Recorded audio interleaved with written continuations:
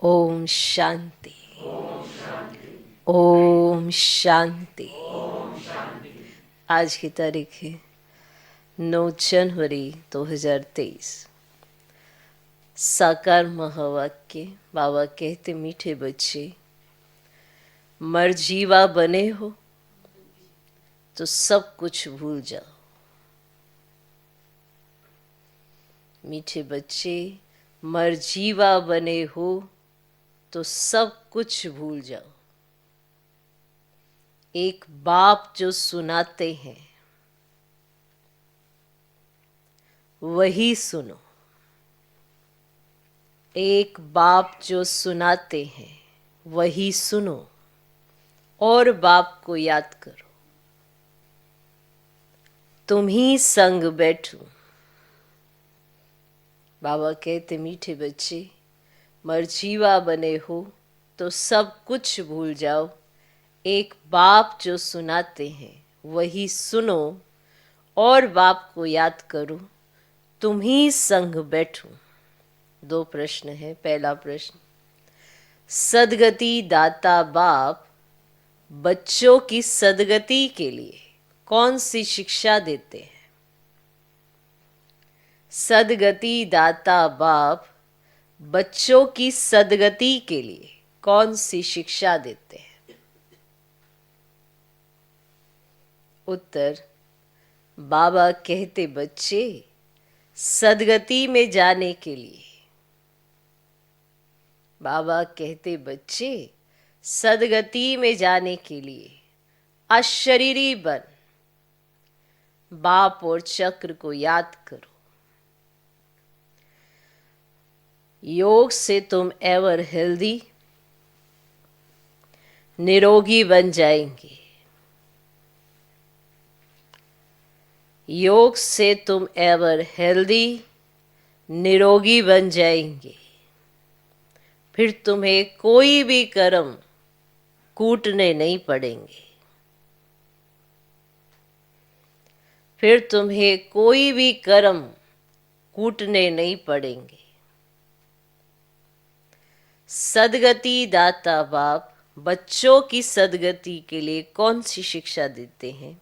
उत्तर, बाबा कहते, बच्चे, सदगति में जाने के लिए अशरीरी बन बाप और चक्र को याद करो। योग से तुम एवर हेल्दी, निरोगी बन जाएंगे। फिर तुम्हें कोई भी कर्म कूटने नहीं पड़ेंगे। दूसरा प्रश्न, जिनकी तकदीर में स्वर्ग के सुख नहीं है उनकी निशानी क्या होगी? जिनकी तकदीर में स्वर्ग के सुख नहीं है उनकी निशानी क्या होगी? उत्तर, वे ज्ञान सुनने के लिए कहेंगे, हमारे पास फुर्सत ही नहीं है। वे ज्ञान सुनने के लिए कहेंगे, हमारे पास फुर्सत ही नहीं है। वो कभी ब्राह्मण कुल के भांति नहीं बनेंगे। वो कभी ब्राह्मण कुल के भांति नहीं बनेंगे। उन्हें पता ही नहीं पड़ेगा कि भगवान भी किसी रूप में कभी आते हैं। उन्हें पता ही नहीं पड़ेगा कि भगवान भी किसी रूप में कभी आते हैं। ठीक? तो वे ज्ञान सुनने के लिए कहेंगे, हमारे पास फुर्सत ही नहीं है। वो कभी ब्राह्मण कुल के भांति नहीं बनेंगे। उन्हें पता ही नहीं पड़ेगा कि भगवान भी किसी रूप में कभी आते हैं।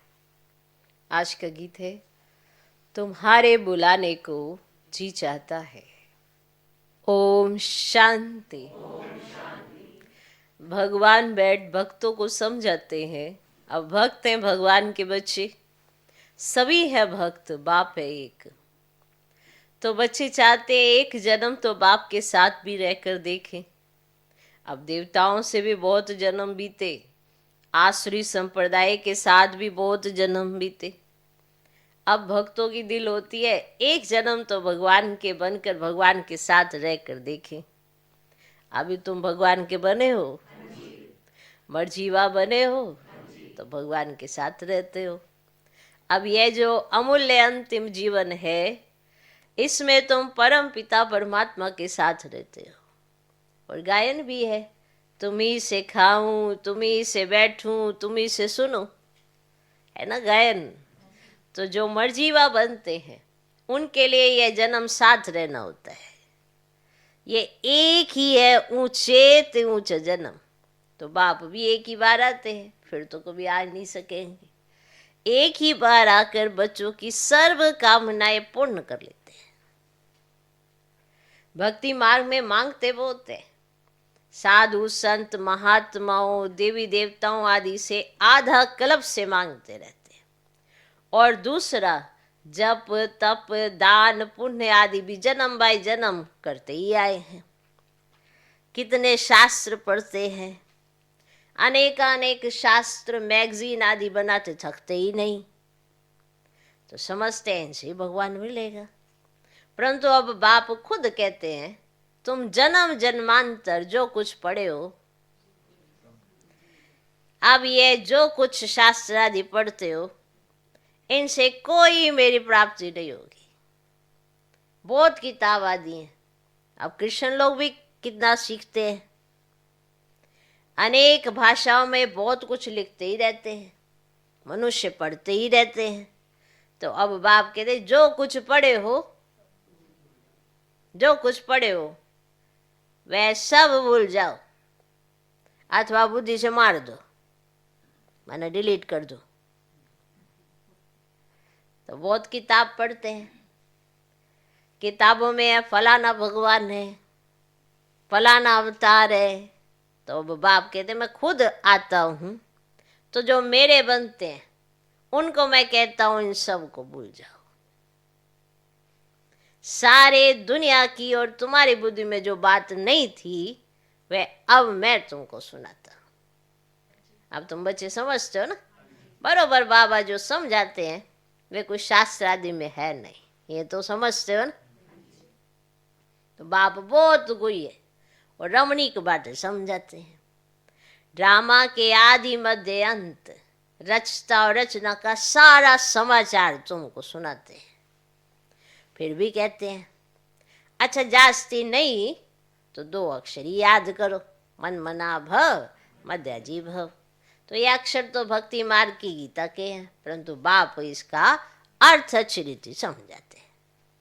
तो भगवान ने तो सहज राजयोग सिखाया है, सिखाया है। कहते हैं सिर्फ मुझे बाप को याद करो। अब भक्ति में भी बहुत याद करते थे, अब गाते भी हैं, दुख में सिमरन सब करे, फिर भी कुछ समझते ही नहीं, है ना। जरूर सतयुग त्रेता में सुख की दुनिया है तो याद क्यों करेंगे। तो अब माया के राज्य में दुख होता है तब आपको याद करना होता है, और फिर सतयुग में था सुख भी याद आता है। उस सुख की दुनिया में वही थे जिन्होंने बाप से संगम युग पर राजयोग और ज्ञान सीखा था, उस सुख की दुनिया में वही थे। तो बच्चों में देखो है कैसे अनपढ़, हाँ? अब उन्हों के लिए तो और ही अच्छा है, क्योंकि कहाँ भी बुद्धि जाती नहीं है, यहाँ तो सिर्फ चुप रहना है, मुख से भी कुछ नहीं कहना है, सिर्फ बाबा को याद करते रहो तो विकर्म विनाश हो जाएंगे, फिर साथ ले जाऊंगा। तो ये बातें कुछ ना कुछ गीता में है। प्राचीन भारत का धर्म शास्त्र है ये, यही भारत नया था अब पुराना हुआ है। अब शास्त्र तो एक ही होगा ना। अब जैसे बाइबल एक है, जब से कृष्ण धर्म स्थापन हुआ है तो अंत तक उनका शास्त्र एक ही है, एक ही है। क्राइस्ट की भी बहुत महिमा करते हैं। अब कहते हैं उसने पीस स्थापन की, अब उसने तो आकर कृष्ण धर्म की स्थापना की, इसमें पीस की तो कोई बात ही नहीं। जो आते हैं उनकी महिमा करते रहते हैं, क्योंकि अपनी महिमा को भूले हुए हैं। बौद्ध कृष्ण आदि अपने धर्म को छोड़ औरों की महिमा नहीं करेंगे। भारतवासियों का अपना धर्म तो है ही नहीं। ये भी ड्रामा में नूंदा हुआ है। जब बिल्कुल ही नास्तिक बन जाते हैं तब ही फिर बाप आते हैं। बाप समझाते हैं, बच्चे स्कूलों आदि में जो किताबें पढ़ाई जाती हैं उनमें फिर भी एम ऑब्जेक्ट है, फायदा है, कमाई होती है, मर्तबा मिलता है। बाकी शास्त्र आदि जो पढ़ते हैं उसको अंधश्रद्धा कहा जाता है। अब पढ़ाई को कभी भी अंधश्रद्धा नहीं कहेंगे। अब ऐसे नहीं कि अंधश्रद्धा से पढ़ते हैं, पढ़ाई से बैरिस्टर इंजीनियर आदि बनते हैं, उसको अंधश्रद्धा कैसे कहेंगे? अब यह भी पाठशाला, ये कोई सत्संग नहीं है। लिखा है ईश्वरीय विश्वविद्यालय, तो समझना चाहिए जरूर ईश्वर का बहुत भारी विद्यालय होगा। ईश्वरीय विश्वविद्यालय है तो सो भी विश्व के लिए है। तो सभी को पैगाम भी देना है कि देश सहित सभी धर्मों को छोड़ अपने स्वधर्म में टिको, फिर अपने बाप को याद करो तो अंतमति सुगति हो जाएगी। अपना चार्ट लिखना है, कितना समय हम योग में रहते हैं। ऐसे नहीं हर एक रेगुलर चार्ट लिखेंगे, नहीं, थक जाते हैं। वास्तव में क्या करना है, क्या करना है? रोज अपना मुंह आईने में देखना है। चार्ट नहीं लिखेंगे तो कैसे देखेंगे अपना मुंह, क्या किया? कईयों को तो कहेंगे हम तो भूल जाते हैं। अरे किसको क्या बोला, किसके साथ कैसा बिहेव किया, बाप समान किया नहीं किया, योग की कितनी कमी है, दैवी गुणों की कितनी कमी है, ये सब चेक तो करो। मुंह तो देखो आईने में, तो पता पड़ेगा कि हम लक्ष्मी को व सीता को वरने लायक हैं, वह प्रजा में चले जाएंगे। चेक करें क्या लक्षण आए मेरे में।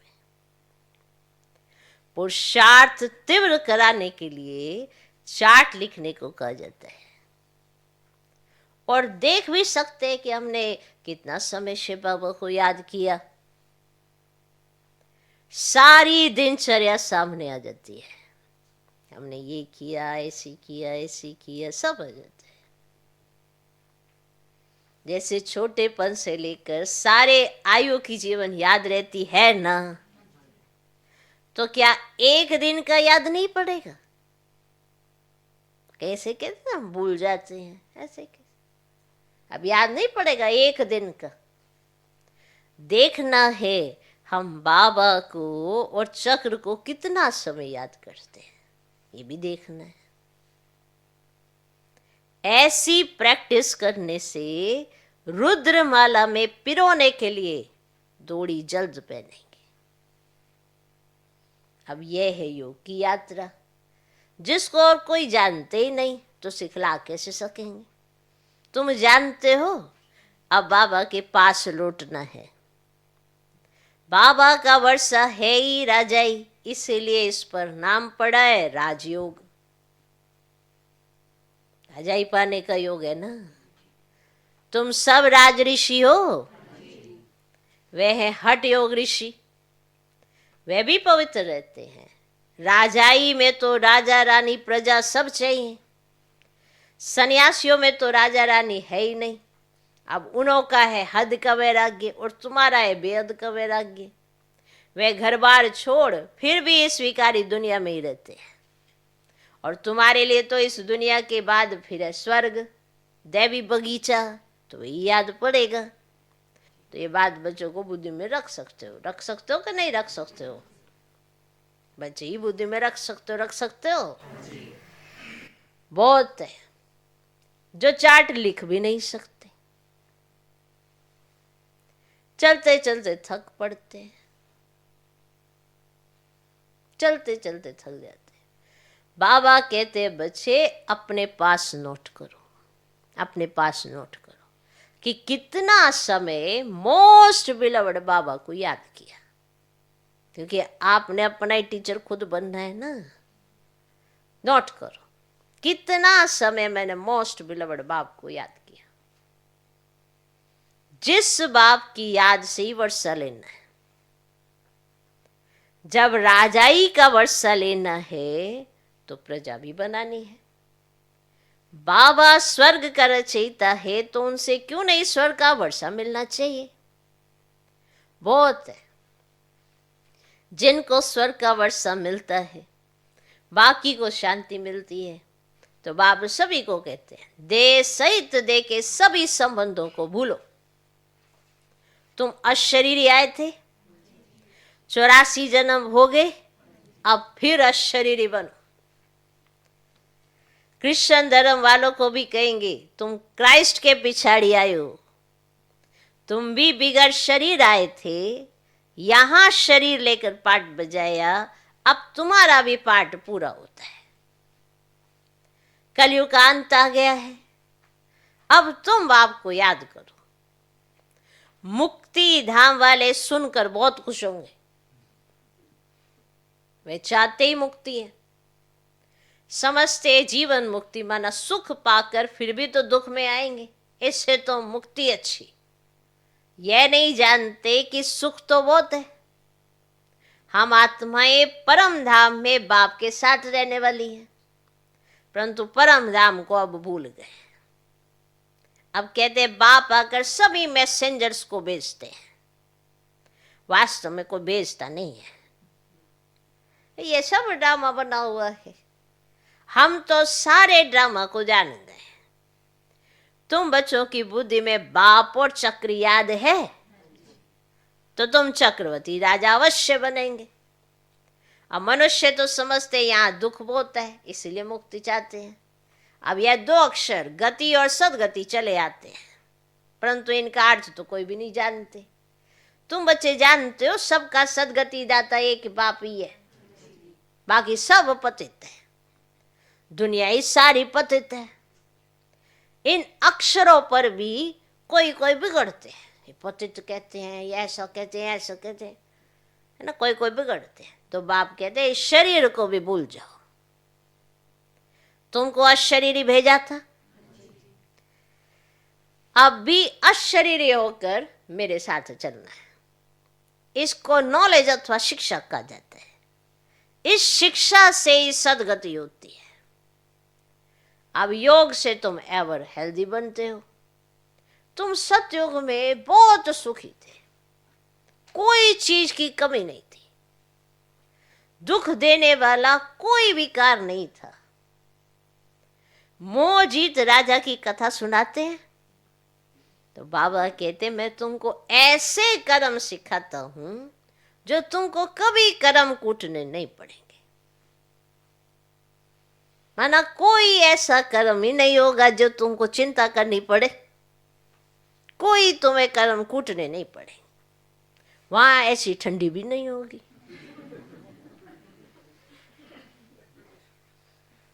वहां ऐसी ठंडी भी नहीं होगी। अभी तो 5 तत्व भी तमो प्रधान है, कभी बहुत गर्मी, कभी बहुत ठंडी, है ना। वहां ऐसी आपदाएं होती ही नहीं, सदैव बसंत ऋतु रहती है। नेचर सतो प्रधान है, अभी नेचर तमो प्रधान है। तो अच्छे आदमी कैसे हो सकते? इतने बड़े बड़े भारत के मालिक सन्यासियों के पीछे फिरते रहते हैं, इतने बड़े बड़े सन्यासियों के पीछे फिरते रहते हैं। उनके पास बच्चियां जब जाती हैं तो कहते हैं फुर्सत नहीं, है ना। इसे समझ जाते हैं कि इनकी तकदीर में स्वर्ग के सुख नहीं है और ब्राह्मण कुल के भांति बनते ही नहीं। इनको पता ही नहीं है कि भगवान कैसे और कब यहाँ आते हैं। शिव जयंती मनाते हैं, परंतु शिव को सभी भगवान नहीं समझते। अगर उनको परम पिता परमात्मा समझते तो शिव जयंती के दिन हॉलीडे मनाते। तो बाप कहते हैं मेरा जन्म भी भारत में होता है, मंदिर भी यहाँ है, जरूर किसी शरीर में प्रवेश किया होगा। आप दिखाते दक्ष प्रजापति ने यज्ञ रचा, तो क्या उसमें आया होगा? ऐसे भी नहीं कहते। तो श्री कृष्ण तो होता ही है ना सतयुग में। तो बाप खुद कहते हैं मुझे ब्रह्मा मुख द्वारा ब्राह्मण वंशावली रचनी है। परंतु माया इतनी प्रबल है जो याद करने ही नहीं देती। आधा कल्प की दुश्मन है, इस दुश्मन पर ही जीत पानी है। भक्ति मार्ग में मनुष्य ठंडी में स्नान करने जाते हैं, कितने धक्के खाते हैं, कितने धक्के खाते हैं, दुख सहन करते हैं। कहते ठंड लगेगी ना, दुख होएगा तो मतलब अच्छी तपस्या भगवान तक पहुंचेगी लगन हमारी, तो दुख सहन करते हैं। अब यहाँ तो पाठशाला है, पढ़ना है, इसमें धक्के खाने की तो कोई बात ही नहीं है। पाठशाला में ब्लाइंड फेथ की तो बात ही नहीं। मनुष्य तो बहुत ब्लाइंड फेथ में फंसे हुए हैं, कितने गुरु आदि करते हैं, परंतु मनुष्य तो कभी मनुष्य की सदगति कर ही नहीं सकते। जो भी मनुष्यों को गुरु बनाते हैं वे ब्लाइंड फेथ हुआ ना। आजकल छोटे बच्चों को भी गुरु कराते हैं, नहीं तो कायदा है वानप्रस्थ में गुरु करने का। अच्छा, मीठे मीठे सिकिलधे बच्चों प्रति माता पिता बाप दादा का याद प्यार और गुड मॉर्निंग। रूहानी बाप की रूहानी बच्चों को नमस्ते। हम रूहानी बच्चों की भी रूहानी बाप को नमस्ते नमस्ते नमस्ते। Good morning good morning good morning. धारणा के लिए मुख्य सर पहला पॉइंट, तीव्र पुरुषार्थ के लिए अगर आप पुरुषार्थ को तीव्र करना चाहते हो तो याद का चार्ट जरूर रखना है। कई चाहते हैं हमारा तीव्र पुरुषार्थ हो जाए, तीव्र पुरुषार्थ। अरे चेकिंग करना शुरू करो खुद की, हो जाएगा तीव्र पुरुषार्थ। हर बात में चेक करो, संकल्पों में चेक करो, वाचा में चेक करो, कर्मना में चेक करो, चेक करो। चेक नहीं करेंगे तो चेंज किस चीज़ को करेंगे। कहीं कहते हैं कि हमने चेक तो कर लिया पर चेंज हो नहीं रहा ना, अब क्या करें। चेक किस लिए किया है? चेंज करने के लिए किया है। तो चेक भी करना है, चेंज भी करना है, तो पुरुषार्थ तीव्र होता है। और पुरुषार्थ क्या है कि आपके गुण बाप के समान है, आपका स्वभाव आपका संस्कार बाप समान है। नहीं है तो उसके लिए शिक्षा मिली है ना कि क्या करना है, तो वो नहीं करते और सोचते ऐसा होता नहीं है। भगवान ने कर्म करने सिखलाए हैं कि अगर वो करोगे तो प्राप्ति आपको वैसी होगी। पर हम प्राप्तियां तो देख लेते हैं लेकिन कर्म ही नहीं करते, तो आपको नहीं होते दूसरे को होते, तो फिर उससे वही जेलसी, ईर्ष्या, द्वेष, घृणा, ये सारी बीमारियां आ जाती हैं। और फिर इन बीमारियों के चलते बाप को नहीं भी देख पाते क्योंकि आंखें तो धुंधली हो गई। भले बाप सामने ही क्यों ना हो, तो आंखें नहीं परख पाती कि हम कर क्या रहे हैं। इसीलिए चार्ट रखना जरूरी है। तुम्हारी कल्याण के लिए चार्ट रखवाया जाता है, लेकिन नहीं, वो सच्चाई सफाई के साथ कैसे चले। और आज के समय में वो उस तरह की सच्चाई सफाई नहीं है, क्योंकि एकदम फ्रैंक हो गए हैं। जब इंसान कोई गलत कर्म करता है तो उसको पहले अपने आप में भी लज्जा आनी चाहिए, तब तो वो बचे उस कर्म को करने से। जिस आत्मा को अपने आप में ही लज्जा नहीं आई तो वो बता के दूसरे को क्या क्या कर लेगा, कुछ नहीं करेगा। तो इसीलिए सेफ माना इस समय अगर रहना है, बाहरी दुनिया के आकर्षण से बचना है, तो बाप के साथ रहना होता है। जब दुख होता है, तकलीफ होता है, कोई मनुष्य नहीं आता। तुम्हारे दुख तकलीफ के समय भगवान ही तुमको याद आते हैं, फिर भी याद करो ना उसी मनुष्य को जो आके तुमको ठीक कर देगा। कोई किसी को नहीं ठीक कर पाता। तो तीव्र पुरुषार्थ करने के लिए याद का चार्ट जरूर रखना है। किसी को खुश करने के लिए नहीं रख रहे हो, अपने आप के साथ सच्चे साफ रहो। खुद से ही सच्चाई सफाई से बात करोगे तब तो खुद को बदलोगे, वरना बदल नहीं सकते। चेंज वही कर सकता है जिसको रियलाइजेशन होती है। अगर आपको रियलाइजेशन नहीं तो आप सालों वैसे ही पैटर्न में चलते रहोगे। आपको पता भी नहीं चलेगा कि एक ऐसी बीमारी आपको लगी है जो आपको देख के कोई ब्राह्मण भी नहीं कहता आपको। एक ही पैटर्न में चले आ रहे हैं। फिर कहेंगे नहीं हम बीके हैं। वाइब्रेशन काम करते हैं कि आप अगर खड़े हो गए तो आसपास सबको पता चल जाए कि ये कौन है, बिना बोले वो वाइब्रेशन काम करे। वो कब? जब आपकी वृत्ति में वो भाव होते हैं, दूसरों को देखते, दूसरों को समझते। अब जैसे प्रश्न करते हैं कि अगर कोई ऐसे एक्शन करता है या कोई रिएक्शन करता है या कोई संकल्प ऐसे हमें आ जाते हैं नेगेटिव, तो उस नेगेटिव संकल्प को हम कैसे पॉजिटिव में बदलें? ऐसे बड़े सारे प्रश्न होते हैं। बदलने के लिए पॉजिटिव खजाना भी होना बड़ा ज़रूरी है। अगर हमारी बुद्धि हर समय नेगेटिव को देखती रहती है तो नेगेटिव खजाना ज़्यादा है, कलेक्ट है, तो फिर इसीलिए नेगेटिविटी ज़्यादा हम पर असर करती है। पॉजिटिविटी के लिए कलेक्शन भी अच्छी होनी चाहिए, इसीलिए कहते हैं परमात्मा महावाक्य सुने, उसका अनुसरण करें, माना और भी बहुत अच्छी अच्छी बातें सुनते रहें ताकि वो चीज़ें अप्लाई हो सके। अगर अप्लाई नहीं होंगे तो फिर कैसे करोगे? अप्लाई तो करनी पड़ेगी ना। अभी एक समय माना सुन लिया, सुबह मुरली सुन ली, लेकिन क्या सुना है आज की मुरली में से, क्या समझा है? तो अभी तो दूसरे को समझाओगे कुछ कि बाबा ने कैसे कहा ब्लाइंड फेथ नहीं है, ये क्या है, ये पढ़ाई है, ये पाठशाला है, यहाँ क्या करने आए हो। ये जो प्रोसेस बाबा ने बताया वो कोई भी आपके सामने आए तो उस चीज़ के लिए बताया है ना। आपको तो पता ही है कि ये पाठशाला है, लेकिन अगर आपसे कोई पूछे तो आप भूल जाते हो। तो आपको याद रहना चाहिए कि ये पाठशाला है, इसमें ब्लाइंड फेथ की कोई बात ही नहीं है, ना ही कोई जादू मंत्र मारा है, डायरेक्ट सब कुछ प्रैक्टिकल चला है। ओके, तो अगर आप अपना पुरुषार्थ अच्छा करना चाहते हो, अपने आप की स्थिति अच्छी बनाना चाहते हो, तो चार्ट प्रॉपर रखें, याद का चार्ट रखें, दैवी गुणों का चार्ट रखें, उसमें चेक करें कि कौन सा अवगुण आज काम कर गया और गुण था ही नहीं मेरे पास। ओके, तो जब तक चेकिंग नहीं तब तक चेंज नहीं, और अगर चेंज नहीं तो कोई अनुभव नहीं। फिर तो भले भगवान सामने हो, कोई भी सामने हो जाए, आपको अनुभव नहीं हो सकता। आपको अनुभव होने के लिए भी आपको वो रियलाइजेशन होनी बड़ी ज़रूरी है। नहीं तो कहीं भगवान के सामने भी बैठे होंगे, उन्हें कोई अनुभव नहीं होता। उसका कारण भगवान नहीं, वो स्वयं होते हैं, क्योंकि वो देख ही नहीं रहे उस नज़र से। तो फिर चाहे कुछ भी हो, अगर भगवान ने ही सबको अनुभव कराने होते ना तो अभी सारे ही कर चुके होते। लेकिन ये भी सबकी अपनी अपनी कर्म थ्योरी है कि किसने कैसे अनुभव करने हैं। ओके, तीव्र पुरुषार्थ के लिए याद का चार्ट जरूर रखना है। रोज आईने में अपना मुंह देखना है।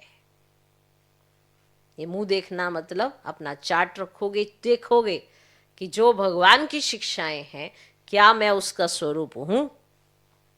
आप चाहते हैं कि भगवान पकड़े तो उसके गुण और शिक्षाओं को तो याद रखो, तब तो वो पकड़े। आसुरी थे तो उसने पकड़ा देवता बनाने के लिए। अगर अभी भी बार बार आसुरी बनते रहेंगे तो फिर लास्ट में तो वैसे ही अलग थलग होना ही है। ओके, तो तीव्र पुरुषार्थ के लिए याद का चार्ट जरूर रखना है। रोज आईने में अपना मुंह देखना है, चेक करना है हम मोस्ट बिलवर्ड बाप को कितना समय याद करते हैं। चेक करना है हम मोस्ट बिलवर्ड बाप को कितना समय याद करते हैं। दूसरा पॉइंट, जो कुछ पढ़ा है वह भी भूल चुप रहना है। तो इसीलिए आज मंडे है, कल ट्यूसडे, वेडनेसडे, 3 दिन साइलेंस डे है। कम बोलना कहा था इसलिए कि प्रैक्टिस हो जाए। 3 दिन साइलेंस रहेगी, माना साइलेंस, माना साइलेंस, वाचा बिल्कुल नहीं। 3 दिन टोटल साइलेंस। ओके, 3 दिन टोटल साइलेंस। तो ये आपको करना है, तब जाके आप अंदर जा पाओगे। अभी तो बाहर में इतनी बात करके बाहर ही रहते हो, बाहर ही भटक रहे हो। इसलिए अंदर जाने के लिए टोटल 3 दिन साइलेंस। ओके, किसी को कार्य व्यवहार में जाना पड़ता है तो वहाँ सिर्फ कार्य से रिलेटेड आप बात करें। जिन चीज़ों में शॉर्ट में काम हो सकता है तो उसमें शॉर्ट फॉर्म इस्तेमाल करें, बातें ही नहीं। तो जो कुछ पढ़ा है वह भी भूल चुप रहना है। मुख से कुछ भी कहना नहीं है, मुख से कुछ भी कहना नहीं है। बाप की याद से विक्रम विनाश करने हैं, बाप की याद से विक्रम विनाश करने हैं। ओके, तो जो कुछ पढ़ा है वह भी भूल चुप रहना है, मुख से कुछ भी कहना नहीं है, बाप की याद से विक्रम विनाश करने हैं। आज का वरदान, हर बात में मुख से मन से बाबा बाबा कह।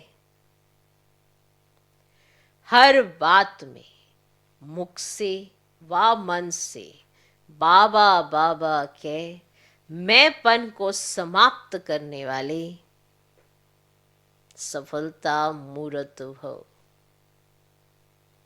हर बात में मुख से व मन से बाबा बाबा कह मैंपन को समाप्त करने वाले सफलता मूर्त भव।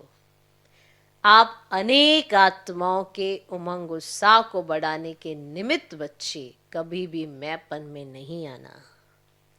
मैंने किया नहीं, बाबा ने निमित्त बनाया। मैं के बजाय मेरा बाबा। मैंने किया, मैंने कहा, यह नहीं, बाबा ने कराया, बाबा ने किया तो सफलता मूर्त बन जाएंगे। जितना आपके मुख से बाबा बाबा निकलेगा उतना अनेकों को बाबा का बना सकेंगे। सबके मुख से यही निकले कि इनकी तात और बात में बस बाबा ही है। जो भी आपको देखे उसके मुख से यही निकले कि इनकी तात और बात में बस बाबा ही है। आज का स्लोगन, संगम युग पर अपने तन मन धन को सफल करना और सर्व खजानों को बढ़ाना ही समझदारी है।